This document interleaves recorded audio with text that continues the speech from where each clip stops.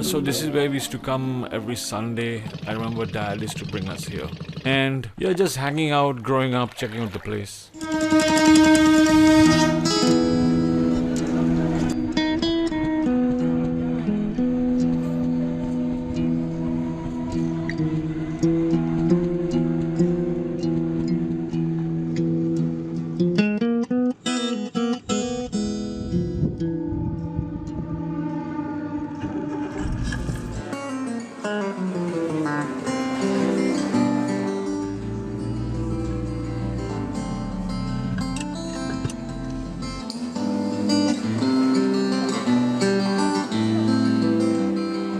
You know, back in the day when I was playing in bands before and all, I used to generally be the driver of the band.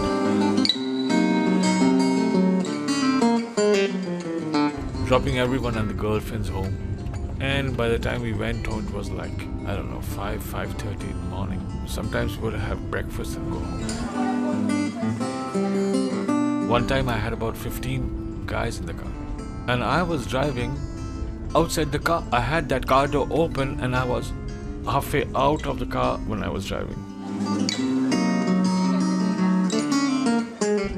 It's good fun in the middle of the night and someone's speaking at the back because you overdrunk or had too much of ice cream.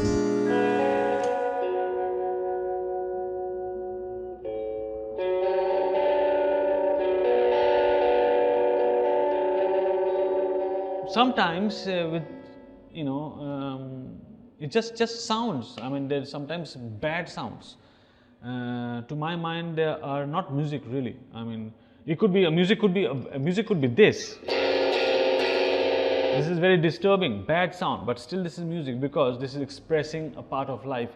You are not always, having sweet things in life, nice things about life. You are sometimes angry. You are thrown onto the ground and people kick you, and you don't hear beautiful things like that. Then you feel angry and frustrated. So that's the sound, and that is music.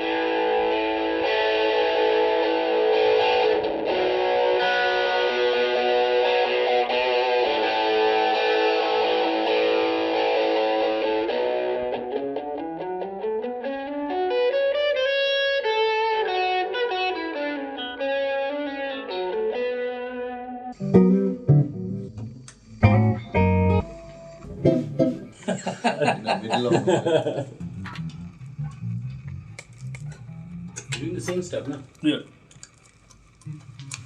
Leo, your daughter isn't singing? Oh, she's stopped. Stop. Huh? Stop. Are you using the head? She wants to do what she wanted to say. Am I ready? I'm already. Yeah. 1, 2, 1, 2, 3.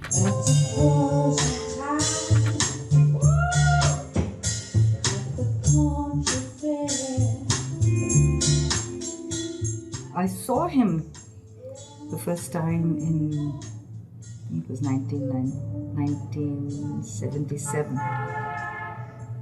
But I didn't meet him on that occasion. We just met at I saw him at a music competition. And I met him for the first time in 1983. That's 30 years ago. We had a band, and our lead guitar player was leaving for Australia. And a friend of ours, of Amit's and ours, a very, very good friend, he told Gyan and me, he said, there's this very young guy, but he's really something else. So why don't I bring him over and you guys can, listen to him. And then he brought him over one day, and the rest is history.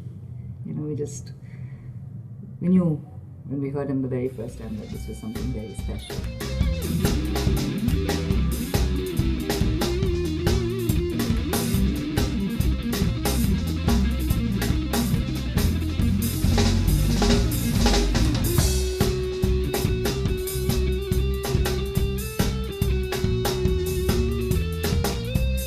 It's impossible for me to separate him from my parents. Amyt also, without saying anything or talking about it, embodies the fact that if you're an artist, your life and your work are pretty closely bound together without it being a big deal or a grand statement or anything. Yeah, so music for me is like watching life closely and drawing out information from life, all the finer points of life. You have to be less in your part, but actually you're adding more to the music.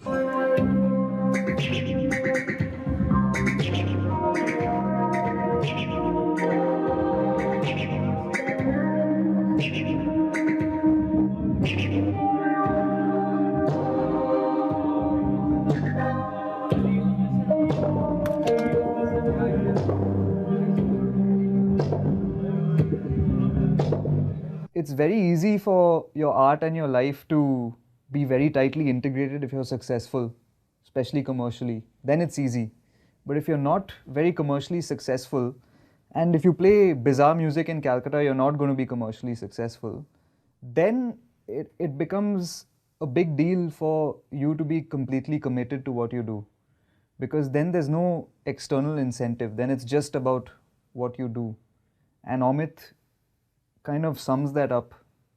He embodies that principle. Because no matter what his external conditions have been, and they haven't necessarily always been good, he's not once lost a sense of enjoyment of music or dedication to his craft.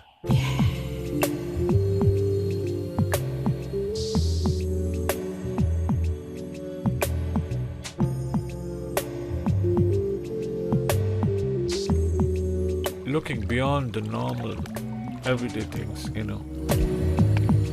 It's like chords, you play a beautiful chord, and soon after that, you play a huge, ugly, dirty chord. You have to work. You have to work 24 hours a day. I mean, in the sense, I remember not so much now. If I was awake, I was playing. Now, if I'm awake, I'm thinking.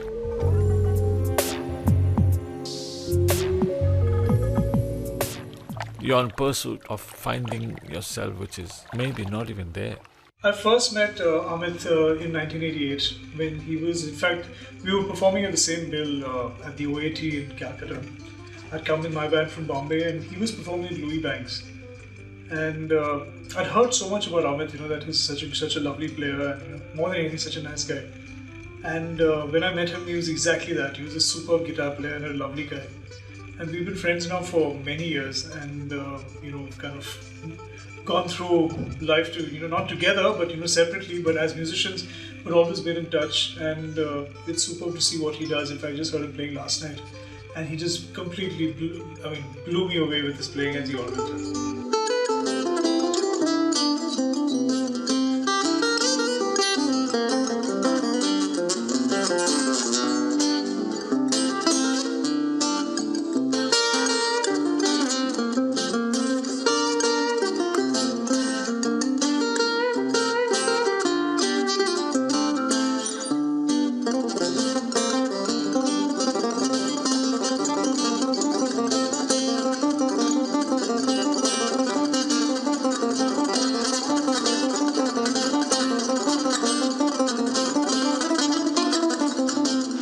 In school, sitting in my classroom, I would wait to go home.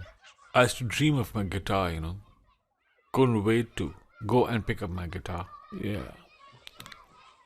Play or even to be able to touch it and caress it was like a great feeling for me. And I would go home very often. I would start rehearsal and after maybe my lunch. And if I didn't, I remember my mom saying, "How come you're not playing?" And she would kind of urge me to practice and stuff like that. Even though she really grew up with Indian music, she never really heard Western music or rock music or whatever. But she was so cool and hip in the real sense. My mom, I remember if I didn't rehearse, she would tell me like, how come you're not rehearsing? You should rehearse. Because she felt what it is and how great music as a subject is. And to spend life with that is divine.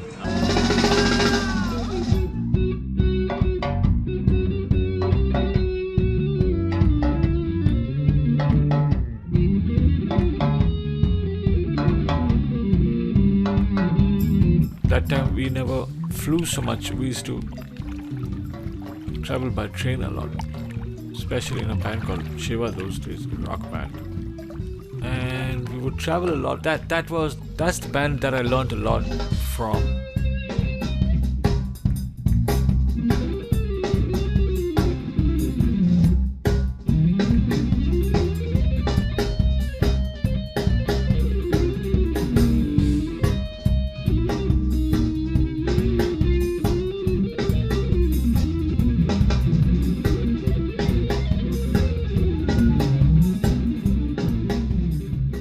So you prepare yourself for all these little romantic dreams that you have seen, but maybe the dream never happens, or maybe what you prepared for, the point never takes place. And believe me, there's so much excitement and thrill and satisfaction when you learn something new. Maybe it's just one note like that.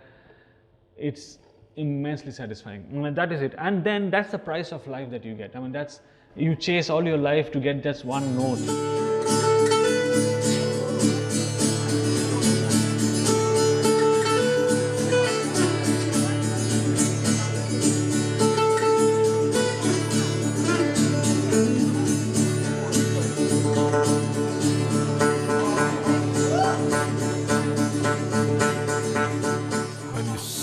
Down, you can think better, and silence makes you do that. And then you can work out what you have to do, what you shouldn't do, and it gives you a higher level of thoughtfulness, and that gives you freedom in your thought. And no matter, when you play, there is silence in every piece of music that you play. What happens is when you play music, you only seem to be listening to the sound, but actually what happens is there are millions of pockets of silence in between every note that you hear.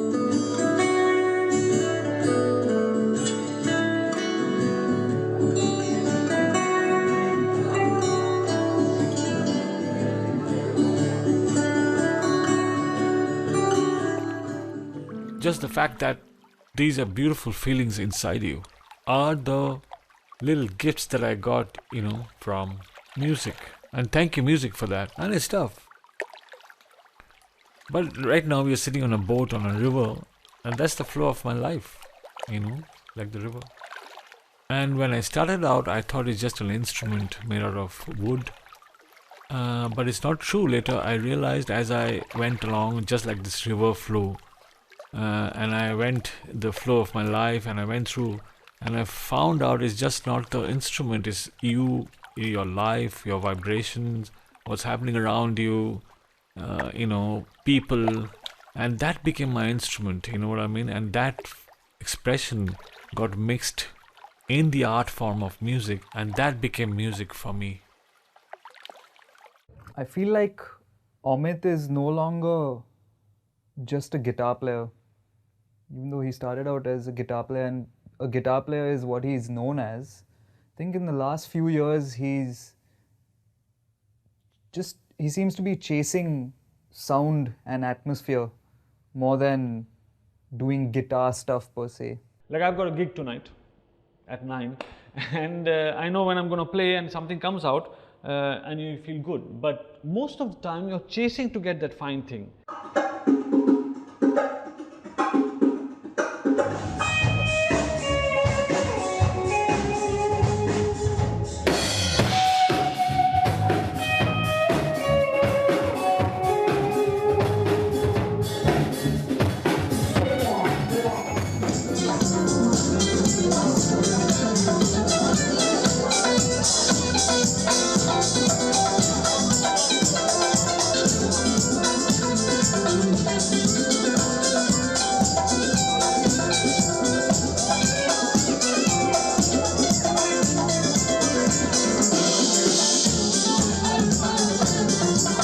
So we're here to share that part of our lives which we don't usually get to share.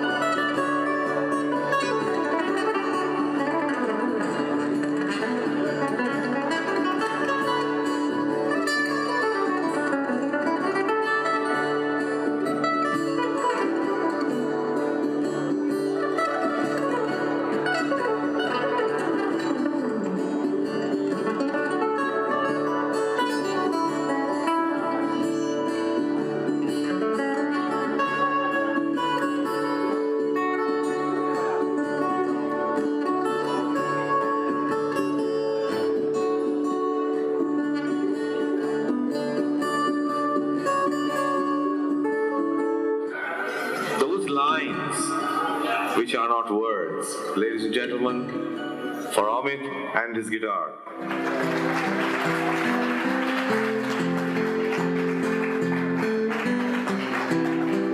I think Amyt Datta's work as an educator is something that really needs to be acknowledged, and really needs to be acknowledged in a very large scale. I mean, his students and the people who know him are always acknowledging him, the love he gets and all that. It's very evident to see. But I think this is bigger than that. This is something which the entire country needs to know about. Exactly what scale of work is happening there, because this is a little more than teaching people guitar. This is a man who's actually helping people get their lives together.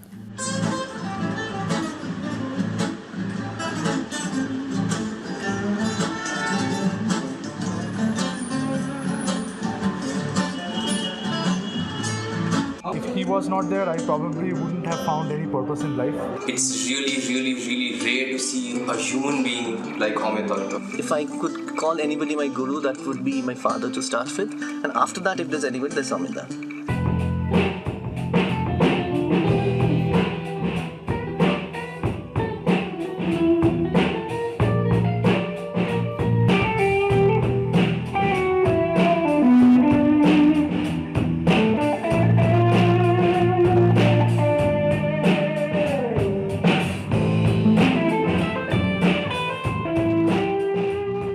Classes used to be so much fun, man.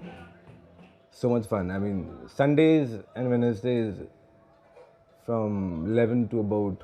Official timings was from 11 to 2, but unofficially it would go on till about 4 or 5 in the evening.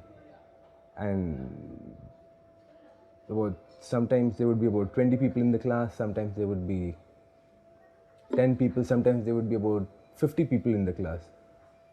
And it was always a carnival, you know. And no one would feel hungry or wanting to go back home. Just sit there, hear him play, hear him talk about life. I have spent 27 years playing guitar, you know, and I know what it is and how hard it is. Even that kind of thing, straight direct link with the music. And if you didn't know what a low note is, you won't know what a high note is. So that kind of contrast, and I really go by this theory, you know, looking at life and it's almost like a direct connection to my guitar, to my music. So much so that, you know, even in between songs or sound check, suddenly when someone else is discussing, someone will say, have you check out this inversion of that chord, you know? Like, you know, I mean, it happens like all the time, you know, in between, like for a split second, and then someone counts and he says, okay, 1, 2, 3, 4, and go to the song, you know? So it's like that. It's like he says, like it's all the time there, you know, like thinking and trying to grow, and I guess that's what we all do. Really, that's what it's about, man. It's like, you know, that's where the passion really is.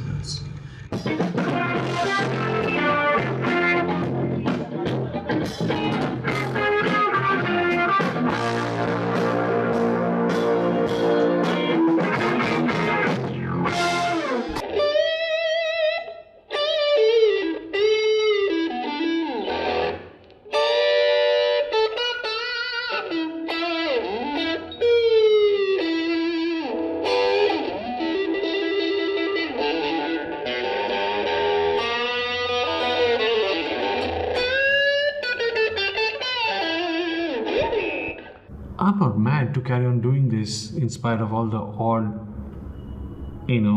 odds against me, to carry on doing this for 40 years, you know.